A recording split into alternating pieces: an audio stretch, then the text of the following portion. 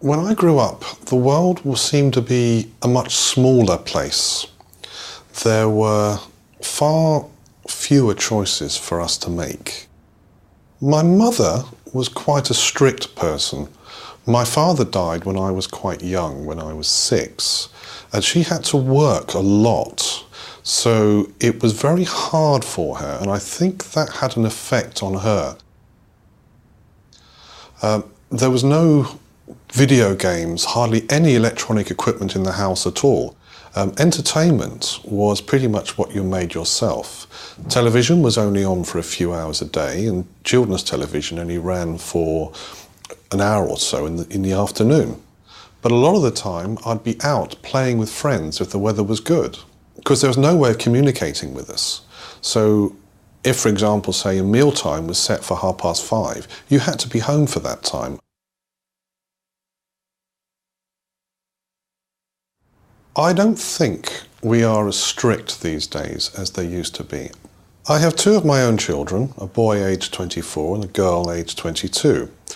When they were growing up, I think life was different for them. We had a firm few rules, certainly that my wife enforced. They weren't allowed out as much as we were. I used to be out a lot during the day, but my children had to be home a lot more. Expectations with, say, homework. Certainly my wife was far stricter than my mother ever was in making sure homework was done. But they have so much homework now when they're young. My children weren't allowed televisions in their rooms until they were old enough to buy their own. We had one television downstairs, and for a while my wife made us all, including me, write out lists of what we wanted to watch during the week. So you wrote down your list, and that's what you watched. If it wasn't on the list, you didn't have it on.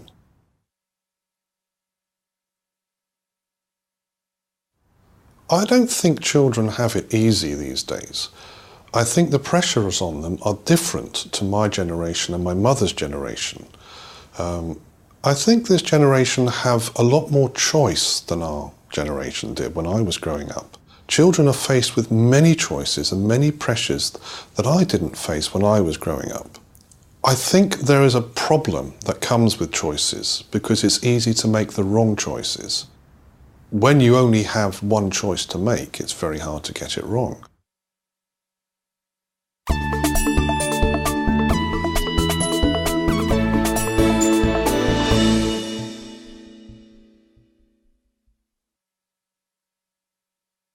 When I was growing up at school, I think the biggest thing I noticed was that I didn't know anyone else who was half mixed race. I'm half Thai and my dad's from Thailand. There wasn't a Thai community in Cheltenham. And so I quite liked being a bit different. It helped me sort of find my way, become an individual. My mum's very strong and independent, and she came from a very busy city, and my dad is he's very zen, he's very calm, and he has some traditional ideas about bringing up girls and things, and he grew up in a rural area of Thailand.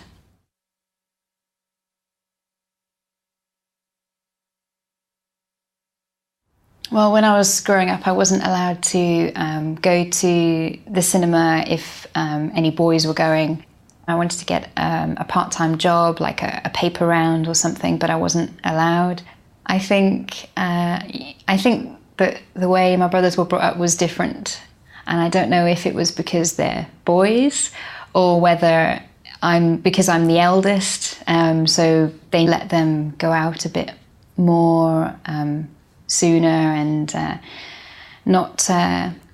they didn't worry about them as much, I think. And Ben had a paper round a couple of years ago, and so yeah, I think they were much more lenient with them, which really used to frustrate me as well. But I've kind of come around to understanding why it was that way.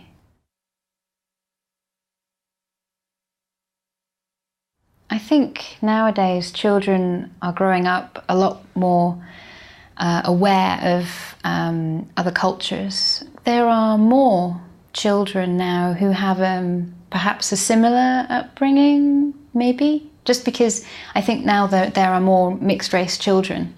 When I was growing up, there were separate communities, and so people are becoming much more intercultural and sort of understanding a bit more of other communities and other cultures and things.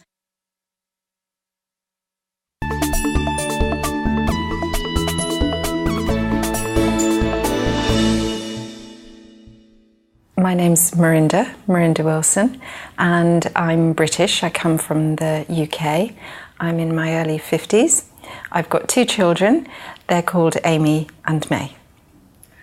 My name's Amy. I'm 21 years old, and I'm at university at Music College studying opera.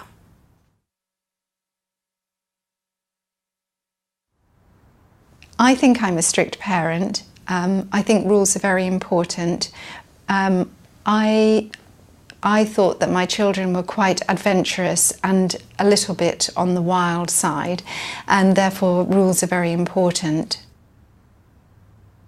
We had, especially our mealtime rules were quite interesting, because they got so badly behaved at mealtimes that I really decided that we had to have rules, and I wrote them on a piece of paper and put them on the wall by the table, so that when we sat down to have our meals they could see the rules written on the wall, and that was quite important. We had to sit at the table, we had to eat nicely, and had to have good table manners. I think the other rule, really important rule, is bedtime. Because what I've noticed is that as soon as they don't have enough sleep, they behave badly. So bedtime is very important, and making sure that they do get to bed on time and obviously get up on time. Those were just 2 places where I imposed strict rules, and they seem to then create a certain amount of structure in the day.